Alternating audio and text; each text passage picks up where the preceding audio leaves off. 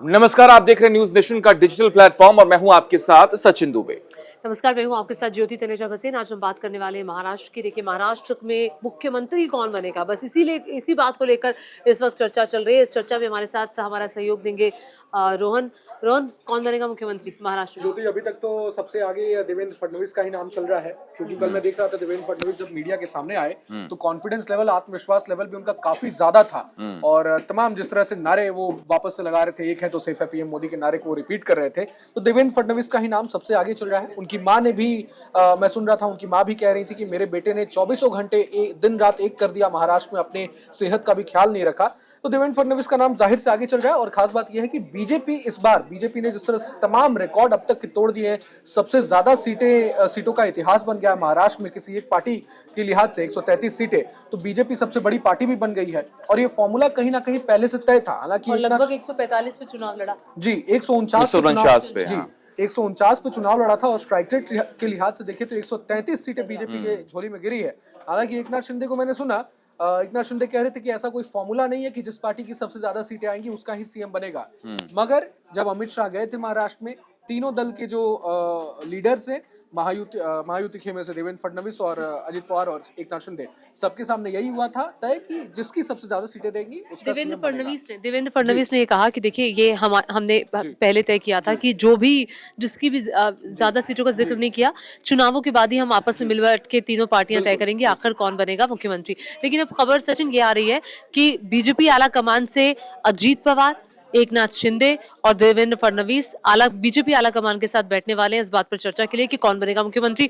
वो आज में हो जाएगा, आज शाम तक का इंतजार किया जा रहा है। अनुमान जो है और कई सारे सवाल लगातार खड़े हो रहे हैं कि आखिर बीजेपी किसको मुख्यमंत्री बनाएगी। लेकिन ये सिचुएशन टैकल करना भी बीजेपी के लिए बहुत बड़ा चैलेंजिंग है, क्योंकि एकनाथ शिंदे को आपने सुना ही है और देवेंद्र फडणवीस की मां ने भी एक बात पर बहुत जोर दिया। उन्होंने कहा कि मेरे बेटे को दिल्ली जाने का मन नहीं है। उन्होंने इस बात को कोट किया है। अब इस बात को समझिए, क्योंकि देवेंद्र फडणवीस को लेकर कई बार ऐसी बातें भी कही गई हैं कि कई दशकों के बाद महाराष्ट्र में बीजेपी के लिए एक ऐसा नेता आया है जो लगातार काम कर रहा है और लोगों को एकत्रित कर रहा है, जिसमें सारे वर्ग के लोग हैं, चाहे वो युवा हो, चाहे वो बुजुर्ग हो, चाहे वो महिलाएं ही क्यों ना हो, वो लोगों के पास जा रहे हैं, अपनी बातें रख रहे हैं और वो बातें जो वो लोगों तक पहुंचा रहे हैं वो पहुंच भी रही है, वो डिलीवर हो रही है लोगों तक। दूसरी बात यह है कि एकनाथ शिंदे अब इस सिचुएशन में फंस जाएंगे, क्योंकि जो 2019 में उद्धव ठाकरे ने किया था, अगर वो इस बार करते हैं तो उद्धव का हालात क्या है वो देख चुके हैं। उनको इस बात से तो डर होगा ही कि उद्धव ठाकरे की इस वक्त जो स्थिति है वो कहीं हमारी ना हो जाए।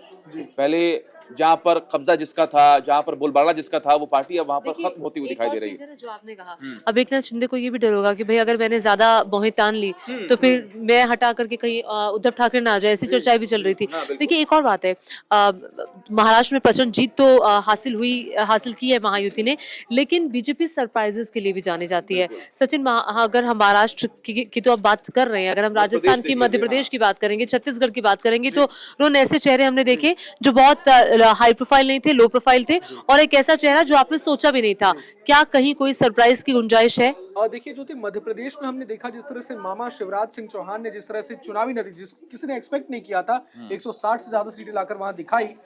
लेकिन वहां कुछ मसले अलग थे। बीजेपी का फोकस उस समय लोकसभा चुनावों पर था, इसलिए ओबीसी चेहरे को सामने, कहीं ना कहीं मोहन यादव चेहरे को, और इंडिविजुअली उनके पास वो आंकड़े थे। मगर यहाँ पर जिस तरह से देवेंद्र फडणवीस चेहरे का आपने जिक्र किया, अगर आप देखेंगे तो मनमुंटीवार, विनोद तावड़े, ये सभी ओबीसी चेहरे हैं, ये भी, इनका भी नाम लिया जा रहा है। जी, तमाम चेहरे हैं। मगर मुझे याद आ रहा है देवेंद्र फडणवीस का वो भाषण, आपको जरूर याद होगा, जब महाराष्ट्र सदन में उन्होंने कहा था कि मैं समंदर हूँ, लौट कर वापस जरूर आऊंगा। तो हमेशा से देवेंद्र फडणवीस की ख्वाहिश यही रही कि महाराष्ट्र की जो कमान है बीजेपी की वही संभाले। कल हमने देखा भी। अब आप देख लें, आज तमाम तीनों पार्टियों के विधायक दल की बैठक हो रही है। अजित पवार के एनसीपी अजित पवार गुट के विधायक दल की बैठक हुई, अजित पवार चुन लिए गए हैं। लेकिन छगन भुजबल का बयान मैं सुन रहा था, उन्होंने कहा कि अजित पवार ही मुख्यमंत्री होने चाहिए। तो ये कहीं ना कहीं वो अपना स्टैंड क्लियर रखने की है।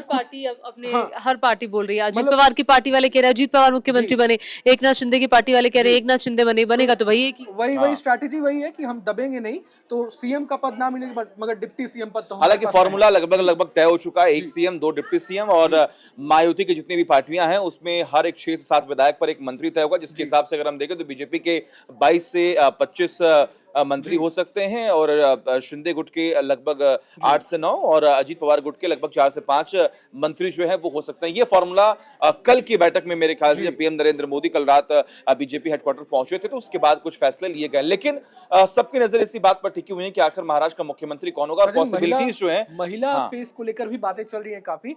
महिला फेस को लेकर बातें इसलिए चल रही हैं क्योंकि आप देख ले महिला वोटर्स कहीं ना कहीं गेम चेंजर साबित हुई है। हमने देखा झारखंड में चाहे हेमंत सोरेन के लिए हो या महाराष्ट्र में, इस बार आप देख ले हमने मामा के दौर में भी देखा मध्य प्रदेश में लाडली बहन योजना का जिस तरह से मध्य प्रदेश में फायदा मिला, लाडली बहन योजना का यहाँ पे मिला। तमाम नेताओं का जो कल बयान सामने आ रहा था, बीजेपी के तमाम बड़े लीडर्स वो लाडली बहन योजना की बात करना नहीं भूल रहे थे। तो महिला वोटर्स कहीं ना कहीं साइलेंट वोटर्स की भूमिका में रही और गेम पलट दिया उन्होंने। और देखिए 65% महिला वोटर्स का जो वोट है वो बढ़ा है इस बार। पिछली बार 58% था जो बीजेपी के साथ गया था। इस बार महिलाएं ने बढ़ चढ़कर हिस्सा लेकर महायुति को जीत दिलाने में एक अहम भूमिका निभाई है। एंड ज्योति, महिला वोटर्स में सिर्फ हिंदू वोटर्स ही नहीं माना जा रहा सभी बटेंगे तो कटेंगे वाले बयान से कहीं ना कहीं माना जा रहा था कि हिंदुओं को एकजुट किया है, लामबंद किया बीजेपी ने।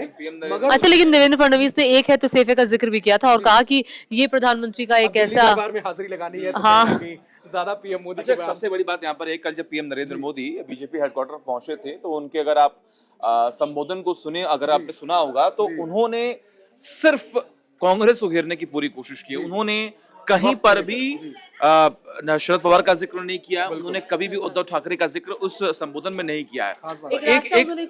एक नैरेटिव जो है मेरे ख्याल से वो भी सेट करने का प्रयास कर रहे थे कि अभी भी उद्धव ठाकरे और शरद पवार के पास विकल्प है। अगर वो हम तक पहुंचेंगे तो हो सकता है कि हम उन्हें अपने साथ जोड़ लें, जिसकी वजह से शायद एकनाथ शिंदे पर एक प्रेशर क्रिएट हो गया होगा पहले से ही कि आखिर उनके लिए कहीं ना कहीं कोई विकल्प ना खुल जाए तो हमें लोग साइडलाइन कर देंगे। उद्धव का बयान आपने सुना ही होगा, वो तो कह रहे थे कि ये कोई लहर नहीं है, सुनामी है। हाँ। तो और वो हाँ उन्होंने भी आलोचना नहीं की। उन्होंने कहा ये लहर नहीं है, सुनामी है, ये कह करके उन्होंने एक पासा जरूर फेंकने का काम किया है और शायद इसलिए प्रधानमंत्री नरेंद्र मोदी ने भी उस पासे को लेते हुए शायद जिक्र नहीं किया। लेकिन बड़ी बात यह है कि महाराष्ट्र ने एक्चुअली सरप्राइज किया। ऐसा नहीं लग रहा था ऐसे नतीजे होंगे। ऐसे नतीजे बिल्कुल मैं एक्सपेक्ट तो नहीं कर रहा था, लेकिन आप देख ले वोट शेयर के लिहाज से अगर देखें हम ज्योति तो शिवसेना शिंदे गुट का वोट शेयर है करीब 12.38% और उद्धव गुट का 26.77% है।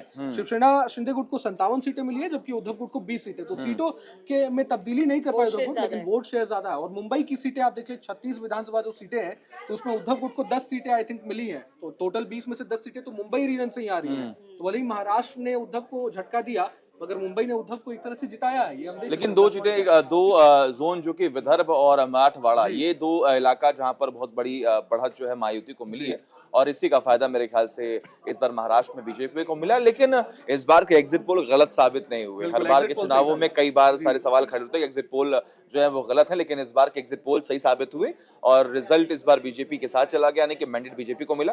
हालांकि अब देखना होगा मुख्यमंत्री कौन होता है। चलिए इसी का इंतजार रहेगा। जैसे ही अपडेट आएगा न्यूज नेशन के डिजिटल प्लेटफॉर्म पे सबसे पहले आपको बताएंगे। धन्यवाद। न्यूज नेशन अब व्हाट्सएप पर खबरों के ताजा अपडेट के लिए न्यूज नेशन के इस QR कोड को स्कैन करें।